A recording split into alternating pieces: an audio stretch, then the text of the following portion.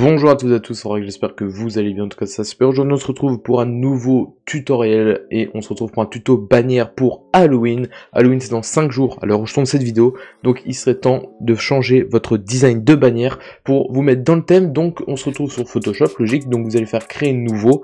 Ensuite donc vous allez mettre les tailles d'une bannière YouTube tout simplement, donc c'est 2560 par 1440 pixels.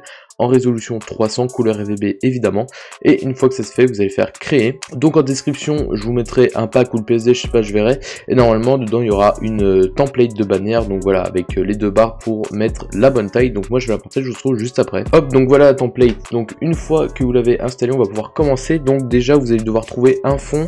Des renders, donc moi je vais faire une bannière manga, hein, comme d'habitude, c'est le thème de la chaîne, donc je vais faire une bannière manga, donc j'ai trouvé des persos de manga One Piece thème Halloween, donc vous allez devoir trouver ça, un fond, quelques effets lumineux, et c'est tout, franchement c'est pas dur.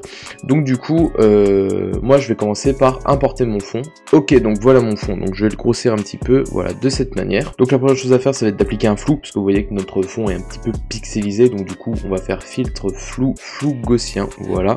On va mettre le rayon à 4,8, vous faites ok.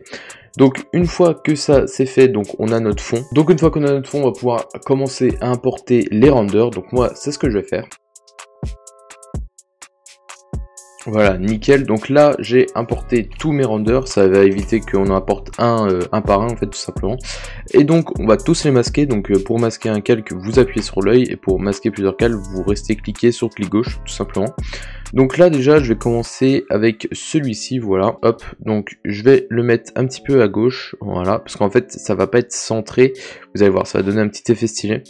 Donc hop, on va le mettre à gauche de cette manière. Donc là, on va créer un masque. Donc vous allez cliquer sur cette icône. Donc là, voilà, suivez ma souris ici. Vous allez cliquer sur cette icône. On va prendre l'outil pinceau, hop, en dureté, hop, à 100. On va faire entrer. Vous mettez bien en couleur noire. Ensuite, vous allez réduire la taille.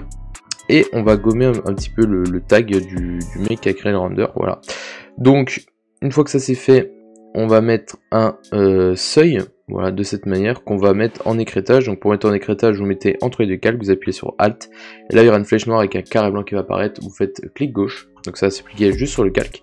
Ensuite on va bouger un peu le seuil pour, hop, garder, parce qu'en fait ce qui va nous intéresser c'est la partie en noir, donc on va garder, on va bouger jusqu'à temps qu'on ait une bonne partie en noir, mais pas trop quand même. Voilà, je sais pas trop comment expliquer. Donc une fois que vous avez appliqué votre seuil, vous allez sélectionner les deux calques en appuyant sur Mage. Ensuite, vous allez faire clic droit, convertir en objet dynamique. Une fois que ça se fait, vous allez prendre l'outil baguette magique juste ici. Vous allez mettre tolérance à 50, pixels contigus, vous allez décocher. Par contre, vous allez cocher le lissage. Et on va prendre la partie en blanche, voilà, de cette manière. Et on va pouvoir faire sélection, intervertir et recliquer sur l'icône de masque, voilà, comme ça on n'aura que la partie en noir. Et ensuite on va pouvoir faire une incrustation de couleurs, voilà, de cette manière, et on va prendre cet orange là, donc le F97A0F, vous allez faire OK 2 fois, voilà, et donc là on a notre render qui est avec un effet assez stylé. Donc ça c'était la première étape. Donc une fois qu'on a fait ça, on va créer un nouveau calque, hop, juste ici. Donc les autres calques on va les mettre au-dessus, voilà, de cette manière. Donc une fois qu'on a créé notre calque qui est juste ici, on va prendre l'outil rectangle avec la couleur, la même couleur que notre render. Hop, on va faire un rectangle de cette manière, voilà, pas trop haut, juste sur le bas, voilà. Donc là il est un petit peu trop haut, donc je vais le décaler avec la flèche. Hop, voilà, on va le mettre comme ça. Et donc là ça va donner un petit effet 3D, vous allez voir, ça va être plutôt sympa. Donc une fois qu'on a fait ça, on va prendre notre deuxième render. Donc moi c'est celui de Luffy avec le Chopper. J'ai essayé de prendre des renders où il y avait Luffy et le Chopper en mode Halloween, parce que j'aimais bien le rendu. Donc on va les mettre un petit peu près ici, voilà, histoire qu'on voit les deux. On va les mettre comme ça, voilà. Donc là c'est pareil, on va créer un masque, prendre notre outil pinceau, pareil, et on va enlever, hop, le tag, voilà, juste comme ça. Donc une fois qu'on a fait ça, on va disposer nos autres renders.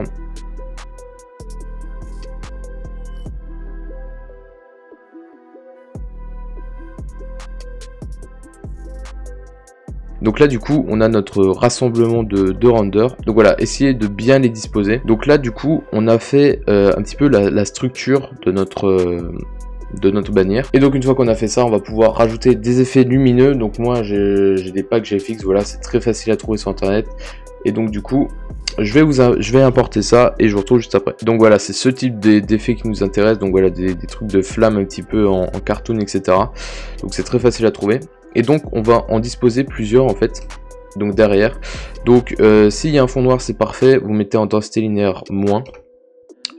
Ajout, et donc du coup on va en mettre plusieurs sur plusieurs couches pour donner un petit peu un effet 3D, ça va être cool. Donc si vous en avez, donc là comme celui que j'ai importé d'une couleur différente, donc là en l'occurrence c'est rose, donc vous l'importez, vous mettez un cadre de teinte saturation, hop, en écrêtage pareil, et vous changez juste la teinte ensuite, voilà, pour que ça corresponde, donc de cette manière. Voilà, c'est vraiment pas très dur. Donc moi du coup je vais continuer d'en importer et je vous retrouve juste après.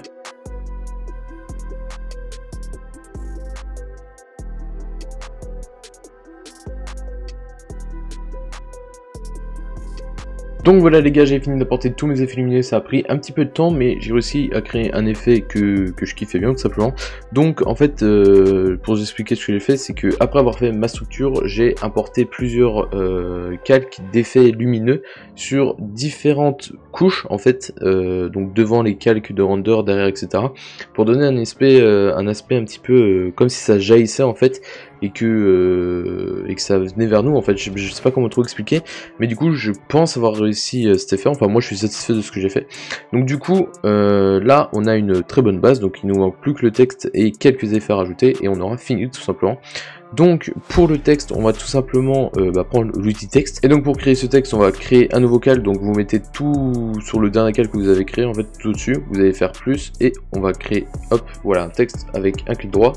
Hop, vous allez marquer votre base, donc moi c'est Aurax. Et donc pour la police on va prendre la Creepy Crawler, je sais pas du tout si je l'ai bien prononcé, désolé de mon accent. Mais bref, du coup vous allez prendre celle-là, elle est gratuite sur internet. Donc vous allez faire CTRL-T pour la déplacer, donc hop, moi je vais la grossir juste un petit peu de cette manière. Donc je vais la décaler un petit peu, voilà, de donner un effet penché pour donner un peu plus de mouvement. Hop, je vais la mettre juste comme ceci, histoire de pas cacher le render derrière.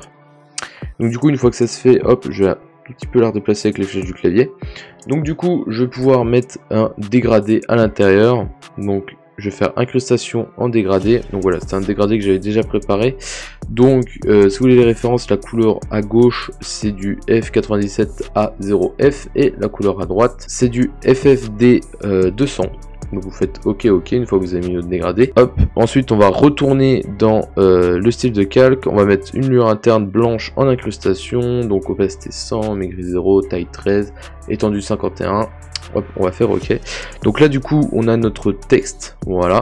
Et donc on va se mettre tout derrière, donc pratiquement sur le calque de votre fond en fait. Et on va créer encore un nouveau calque et on va mettre un deuxième calque de texte.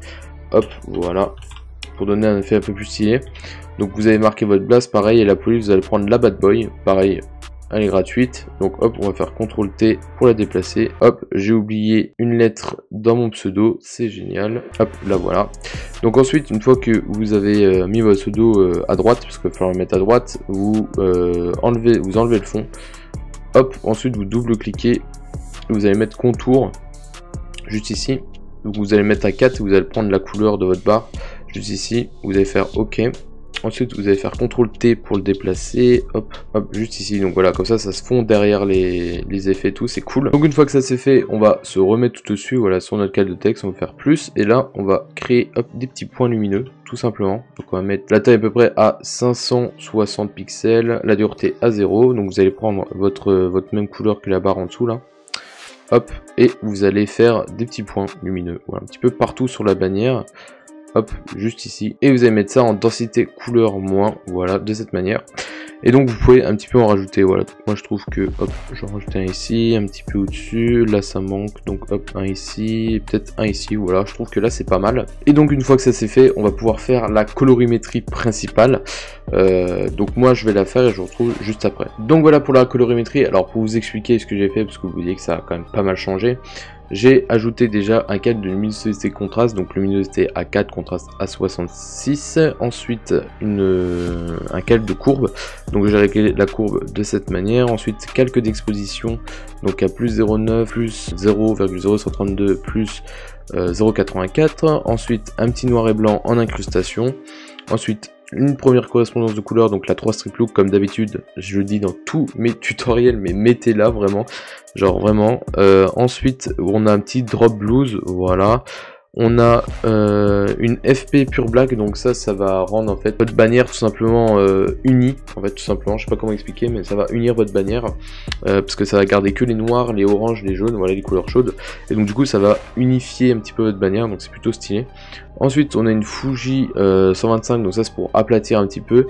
Et ensuite on a une dernière correspondance de couleur, donc c'est encore une log Fuji. Et donc du coup là on a fait notre colorimétrie principale. Évidemment je le rappelle, si vous êtes arrivé ici, bah, abonnez-vous, voilà, ça fait toujours plaisir.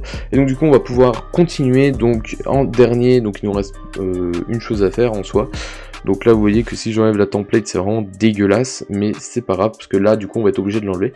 Donc vous allez faire Maj CTRL ALT E sur votre dernier calque pour créer un calque où il y a tout dessus. Ensuite vous allez faire filtre divers passe haut, vous allez mettre le rayon à 2, vous allez faire OK. Ensuite vous allez mettre le calque que vous venez de créer en incrustation, donc voilà, dans les modes de fusion vous faites incrustation, juste ici. Vous faites entrée, on va refaire encore une fois Maj CTRL ALT E. Cette fois-ci vous allez faire filtre rendu, renforcement excusez-moi, plus net. Ensuite on va refaire encore une fois. Donc là cette fois-ci vous allez dans filtre caméra raw. Donc là on va faire une deuxième colorimétrie, mais c'est plus les petits réglages, voilà, le petit lissage en dernier quoi en fait tout simplement.